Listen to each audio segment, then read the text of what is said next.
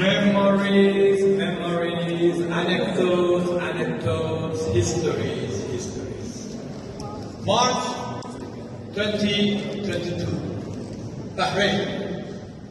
While our young gentleman was playing the violin, and in between the event, in the hotel room, I was finishing the Future Trends Africa Manifesto. The Future Trends Africa Manifesto is entwined with the 64 of Mr. Max.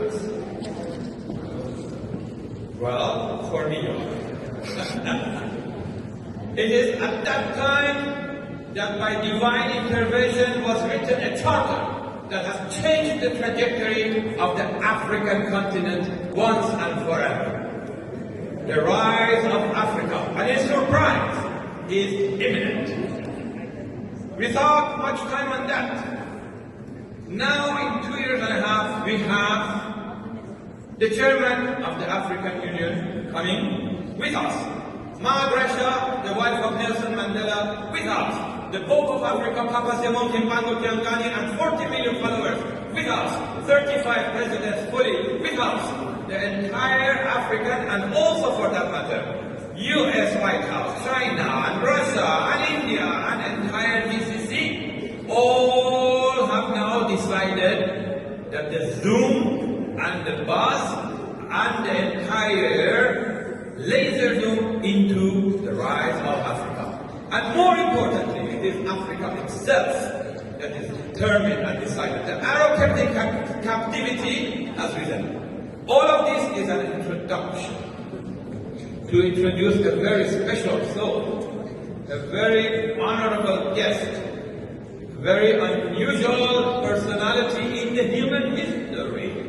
But again, I have to take 1 minute of your time before I introduce that. Sir, who knows His Excellency Doma Gideon Boko, the new president of a star nation in Africa called Botswana. Do you remember God Must Be Crazy? It was filmed then. And now, after 58 years of one party, a sweeping victory by a young man, only 54 years old, a young villager, risen to Harvard and then become a president, and the entire nation accepts, including the main party, in one day welcomes him. November 1st, he becomes president.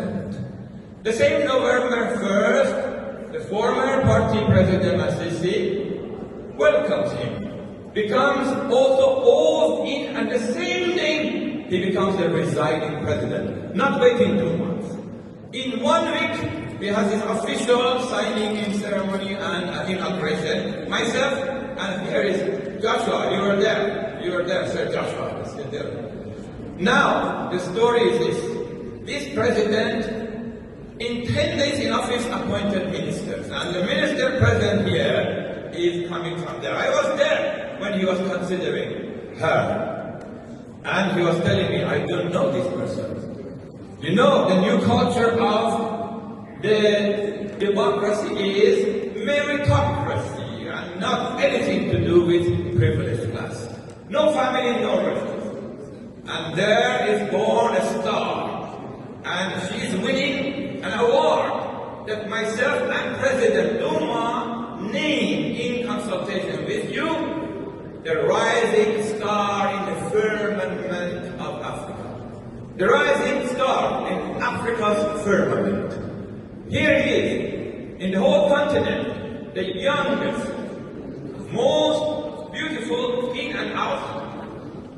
Yes, because we all recognize. Intelligent to the core.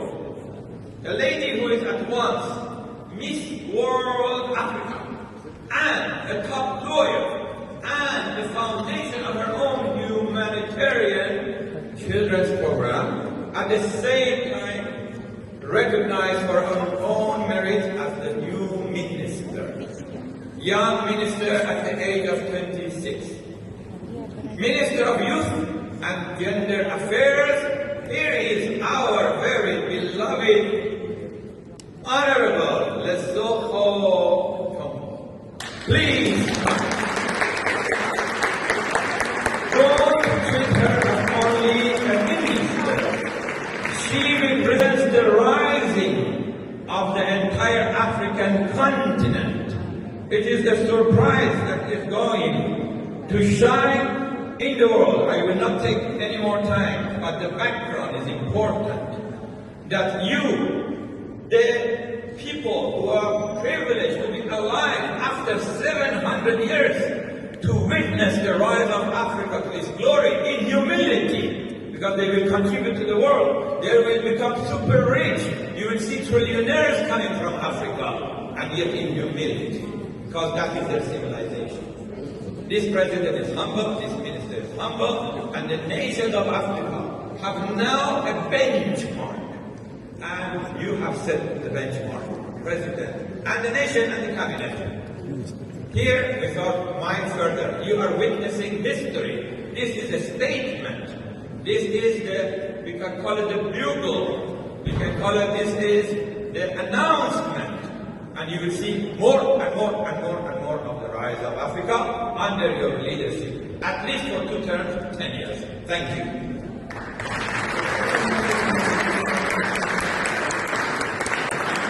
Thank you. Good evening, everyone.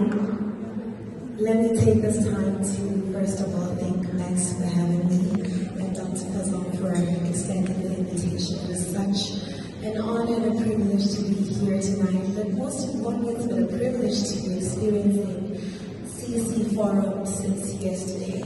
I've learned so much from so many people, and I think it's very important as a young person to highlight that CC Forum and participating this year is very impactful even for young people. Max and I have spoken privately about the importance of transferring this knowledge and this deep-rooted love and passion for our communities to young people, for them to not be self-centered, but for them to live in service. That's something that I really strive for. And standing here, I also represent a lot of women, not just women in general, but a lot of young women as well, to take up spaces and positions of leadership and to be able to change the world for the better. A cause that I'm very passionate about is children. I work with children living in poverty, and we work to create a conducive environment for them as well as to capacitate them with relevant skills and for them to learn so much, including about their environment, about climate change, about sustainability. So it's been such a great honor being here. Last but not least, let me take this time to thank my wonderful president, Advocate Duma Gideon Boko. He has taken an incredible leap of faith in trusting a 26-year-old with such a heavy responsibility.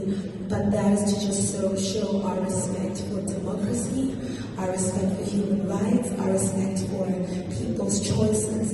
And this year, a lot of young people voted in Botswana, and they wanted to see more young people in positions of leadership. And so shout outs to my president, who we rightfully call our boy. He really aspires to see a world that upholds human rights, a world that recognizes the importance of the environment, and I'm very grateful to be here representing him. He sends all of his love and regards to you all.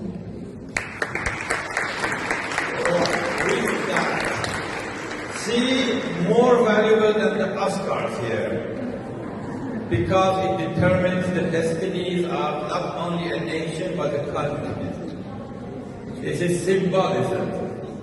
We don't claim everything, but she talked about the word service, and service, and service. And no more poverty of Africa, no more donations only to Africa. Africa will rise out of its own wealth, and will create mega wealth, and will distribute and also export it even to Europe. Thank you. This is yours. You deserve it fully. I just want to kindly add a couple of words. Well, I have to say, I've seen funny combinations like Prime Minister being Crown Prince, in the case of George Eddis, who's going to be on stage shortly, of Bahrain. Prime Minister and Crown Prince sounds solid. But I've never in my life swear to God, I've seen or heard the combination of Miss Africa and Honourable Minister of Youth and Gender. Miss World and an Honourable Minister. Please give a big round of applause just for that.